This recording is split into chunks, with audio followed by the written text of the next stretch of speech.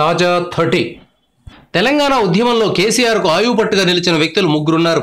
ఒకరు జయశంకర్, మరొకరు విద్యాసాగర్ రావు, మూడో వ్యక్తి లక్ష్మీకాంతారావు. లక్ష్మీకాంతారావు కేసీఆర్కు రాజకీయ సలహాలు ఇచ్చేవారు. ప్రొఫెసర్ జయశంకర్ తెలంగాణ సంస్కృతిపై కేసీఆర్కు సలహాలు సూచనలు ఇచ్చేవారు. దురదృష్టవశాత్తు తెలంగాణ ఏర్పడక ముందే జయశంకర్ కన్నుమూశారు. జయశంకర్లానే నీళ్ల గురించి కేసీఆర్కు సలహాలు సూచనలు ఇచ్చిన వ్యక్తి విద్యాసాగర్ రావు. ఈయన కేసీఆర్కు కుడిభుజంగా వ్యవహరించారు. నీళ్ల గురించి విద్యాసాగర్ రావు ఇచ్చిన సలహాలు సూచనలతోనే కేసీఆర్ తెలంగాణ ప్రజల్ని సమ్మోహనపరిచేలా ప్రసంగిస్తూ వచ్చారు. నీటిపారుదల రంగంలో విద్యాసాగర్ రావుకు జాతీయ స్థాయిలో పేరు ప్రఖ్యాతులున్నాయి. ఇటీవల ఆయన క్యాన్సర్తో బాధపడుతూ ఆసుపత్రిలో చేరారు. కేసీఆర్ ఆసుపత్రికి వెళ్లి ఆయన్ను పరామర్శించి వచ్చారు. విద్యన్న నేనే కేసీఆర్ని అంటూ పలకరించారు. ఇంతలోనే విద్యాసాగర్ రావు కన్నుమూశారని తెలిసి కేసీఆర్ నిశ్చేష్టులయ్యారు. విద్యాసాగర్ రావు ప్రస్తుతం తెలంగాణ ప్రభుత్వంలో నీటిపారుదల శాఖకు సలహాదారుగా వ్యవహరిస్తున్నారు. ఈయన కేసీఆర్కు అత్యంత ఆప్తుడు, నమ్మకస్తుడు.